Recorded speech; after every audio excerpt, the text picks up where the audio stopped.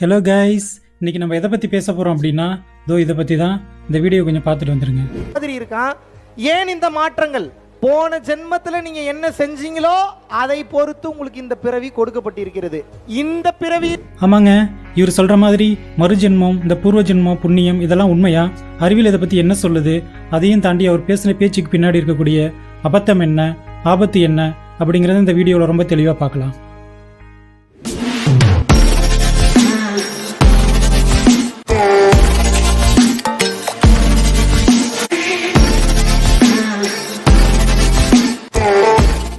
அவர் சொல்கிற மாதிரி பூர்வ ஜென்மம், மறுஜென்மம் இதெல்லாம் உண்மையா? அறிவியல் அதுக்கு என்ன விளக்கம் கொடுக்குது? அதையும் தாண்டி அவர் பேசின பேச்சுக்கு பின்னாடி இருக்கக்கூடிய அபத்தம் என்ன, ஆபத்து என்ன அப்படிங்கிறத இந்த வீடியோவில் ரொம்ப தெளிவாக பார்க்கலாம். முதல்ல இந்த வீடியோவில் அவர் என்ன சொல்கிறார் அப்படின்னா, நாம் இந்த ஜென்மத்தில் அனுபவிக்கக்கூடிய நல்ல விஷயங்களும் கெட்ட விஷயங்களும் போன ஜென்மத்தில் நாம் செஞ்ச ஏதோ ஒரு செயலின் பலனாக தான் கிடைக்குது அப்படின்னு சொல்கிறார். அதாவது இந்த ஜென்மத்தில் நம்ம செய்யக்கூடிய செயல்களோட பலனை தான் அடுத்த ஜென்மத்தில் நம்ம அனுபவிப்போம் அப்படின்னு சொல்கிறாரு. சரி, இப்போ அவர் சொல்கிறபடியே பார்ப்போம். இந்த ஜென்மத்தில் எனக்கு ஒரு நோய் இருக்குது. அதாவது போன ஜென்மத்தில் நான் ஏதோ ஒரு பெரிய பாவம் பண்ணி அதன் பலனாக எனக்கு இந்த ஜென்மத்தில் ஒரு நோய் இருக்குன்னு வச்சுக்கோங்க. இப்போ நான் அந்த நோய்க்கான ட்ரீட்மெண்ட்டை எடுத்துக்கவா, இல்லை இது என்னோட போன ஜென்மத்தோட பலன் அப்படின்னு நினச்சி அப்படியே விட்டுறவா? இல்லைன்னு என்ன சொல்ல வர்றாரு அவர்? ஒரு லாஜிக்குமே கிடையாது. அதே மாதிரி ஒவ்வொருத்தருக்கும் மொத்தம் 7 ஜென்மங்கள், அதாவது 7 பிறவிகள் கொடுக்கப்பட்டிருக்கிறதா சொல்கிறாங்க. அப்படி இது உண்மையாக இருந்ததுன்னா நம்ம யாருக்காவது தெரியுமா நம்ம இப்போ எந்த ஜென்மத்தில் இருக்கோம், அடுத்து நம்ம எத்தனாவது ஜென்மத்தில் பிறப்போம் அப்படின்னு யாருக்கும் எதுவும் தெரியாது. எந்த ஒரு வரையறையும் கிடையாது. அதையும் தாண்டி நம்ம அடுத்த ஜென்மத்தில் வந்து மனுஷனாக தான் பிறப்போமா, இல்லை வேற ஒரு உயிரினமாக பிறப்போமா அப்படின்னு கேட்டால் அதுக்கும் எந்த ஒரு வரையறையும் கிடையாது. அவரோட லாஜிக் படியே பார்த்தோம் அப்படின்னா, அதாவது போன ஜென்மத்தில் செஞ்ச செயலோட பலனாக தான் எனக்கு இந்த ஜென்மத்தில் நல்ல விஷயங்களும் கெட்ட விஷயங்களும் நடக்குதுன்னு அப்படின்னு வச்சுக்கோங்க. இன்கேஸ் இது என்னோட முதலாவது ஜென்மம் அப்படின்னா, நான் இந்த ஜென்மத்தில் அனுபவிக்கக்கூடிய நல்ல விஷயங்களும் கெட்ட விஷயங்களும் நான் எந்த ஜென்மத்தில் செஞ்ச செயல்களோட பலனாக எனக்கு நடக்குது. அதுவே நான் இப்போ இருக்கிறது என்னோட 7வது ஜென்மம் அப்படின்னா, நான் இந்த ஜென்மத்தில் செய்யக்கூடிய செயல்களோட பலனை நான் எந்த ஜென்மத்தில் அனுபவிப்பேன்? அதுக்கான எந்த ஒரு வரையறையும் கிடையாது. ஸோ இதுலேயும் சுத்தமாக எந்த ஒரு லாஜிக்கும் கிடையாது. அவர் சொல்கிறபடி பார்த்தா இந்த ஜென்மத்தில் நாம் ஜிம்முக்கு போய் ஒர்க் அவுட் பண்ணால் நமக்கு அடுத்த ஜென்மத்தில் 6 பேக் வருமா? என்ன லாஜிக் இருக்குது இதில்? அவர் பேசுனது மொத்தமும் அபத்தமான பேச்சு தான்.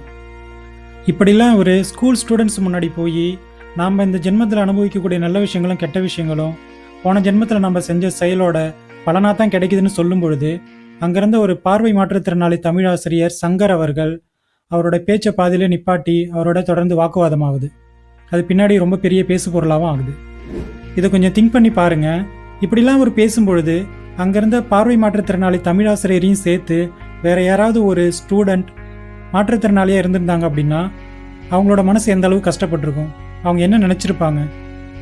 அவங்க போன ஜென்மத்தில் ஏதோ ஒரு பெரிய பாவம் பண்ணிட்டதுனால தான் இந்த ஜென்மத்தில் அவங்க மாற்றுத்திறனாளியாக இருக்காங்க அப்படின்னு நினச்சிருக்க மாட்டாங்களே? அது எந்த அளவுக்கு அவங்கள மன ரீதியாக பாதிக்கும்? அதையும் தாண்டி குற்ற உணர்ச்சியின் காரணமாக யாராவது தற்கொலை முயற்சி எடுத்தாங்கன்னா இதுக்கான பொறுப்பை யார் எடுத்துப்பா? இதுதான் அவர் பேசின பேச்சுக்கு பின்னாடி இருக்கக்கூடிய மிகப்பெரிய ஆபத்து. ஒருத்தரோட உடல் ஊனம் அப்படிங்கிறது பயாலஜிக்கலாக நம்மளோட உடம்புல ஏற்படக்கூடிய ஒரு சின்ன குறைபாடு தான்.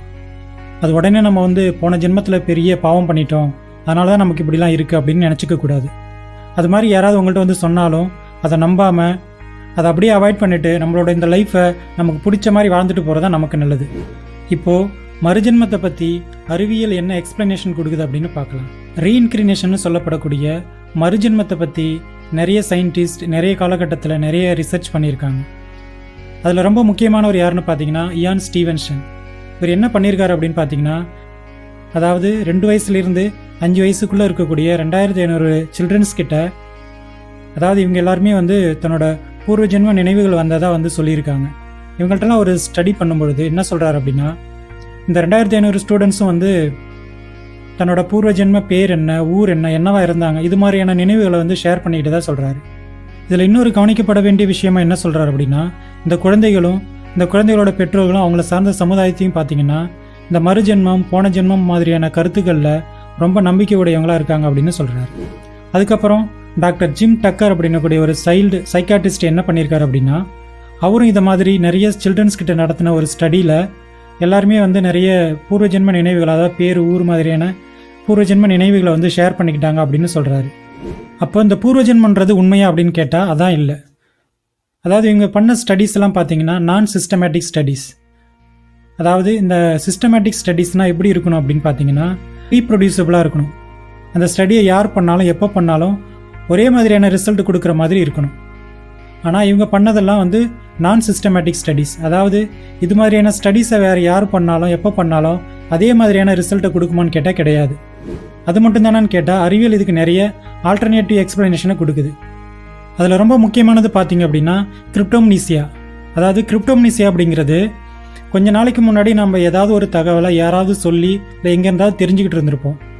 கொஞ்ச நாளைக்கு அப்புறம் அந்த தகவலை யார் சொன்னாங்க எங்கேருந்து தெரிஞ்சுக்கிட்டோம் அப்படிங்கிற சோர்ஸ் ஆஃப் இன்ஃபர்மேஷனை மறந்துருப்போம். ஆனால் அந்த தகவல் மட்டும் நம்ம மைண்டில் அப்படியே இருக்கும். அப்புறம் இன்னும் கொஞ்ச நாளைக்கு அப்புறம் அந்த தகவல் மறுபடியும் நம்ம திங்க் பண்ணும்பொழுது, அதாவது நம்ம மைண்டுக்கு வரும்பொழுது, இதை நம்ம புதுசாக தான் திங்க் பண்ணுறோம், இதுக்கு முன்னாடி இதை நம்மக்கிட்ட யாரும் சொல்லலை அப்படின்னு நம்மளை நாமளே நம்பிக்கிட்டு, அதையும் தாண்டி இது நம்மளோட பூர்வ ஜென்ம நினைவுகள் அப்படின்னு நம்மளை நாமளே நம்பிக்கிறது தான் கிரிப்டோம்னீசியா அப்படின்னு சொல்கிறாங்க. அடுத்ததாக ஒரு ஆல்டர்னேட்டிவ் எக்ஸ்பிளனேஷன் என்னென்னா இன்ஃப்ளூயன்ஸ் பை அடல்ட்ஸ். அதாவது இந்த குழந்தைங்கள்ட்டெல்லாம் ஒரு ஸ்டடி பண்ணாங்க இல்லையா, இந்த குழந்தைங்களை சுற்றி இருக்கிற பெற்றோர்களோ இல்லை பெரியவங்க யாராவது ஏதோ ஒரு விஷயத்தை பேசும்பொழுது அந்த தகவல்கள் வந்து அந்த குழந்தைகளை போய் ஏதோ ஒரு வகையில் சேர்ந்துருக்கும். அது வந்து அந்த பெற்றோர்களுக்கும் தெரிஞ்சிருக்காது, அந்த குழந்தைகளுக்கும் தெரியாது.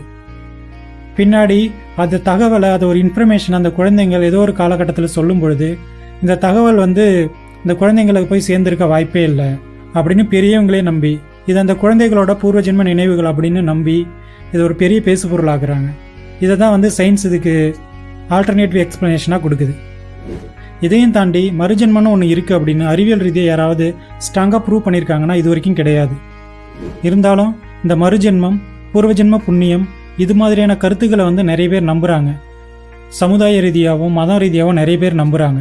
அவங்க நம்புறதுல எந்த ஒரு பிரச்சனையும் இல்லை. ஆனால் ஒரு சிலரோட அதிகப்படியான நம்பிக்கையின் காரணமாக இது ஒரு பெரிய ஆபத்தை விளைவிக்குது.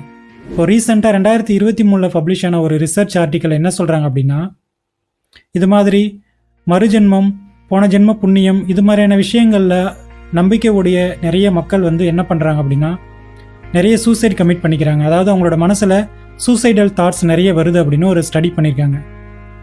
இது மாதிரி மறுபிறவி மேலே இருக்கக்கூடிய அதீதமான நம்பிக்கையின் காரணமாக ஒரு சிலர், அதாவது வந்து ஒரு சில குறிப்பிட்ட நாட்களில் இல்லை குறிப்பிட்ட நேரத்தில் நம்ம ஒரு குறிப்பிட்ட முறையில் இறந்து போயிட்டோம் அப்படின்னா அடுத்த ஜென்மத்தில் நம்ம வந்து ஒரு மேன்மையான ஒரு நிலையை அடைவோம் அப்படின்னு நம்பி நிறைய பேர் சூசைட் பண்ணிக்கிட்டதை நம்மளே இதுக்கு முன்னாடி நிறைய கேள்விப்பட்டிருப்போம்.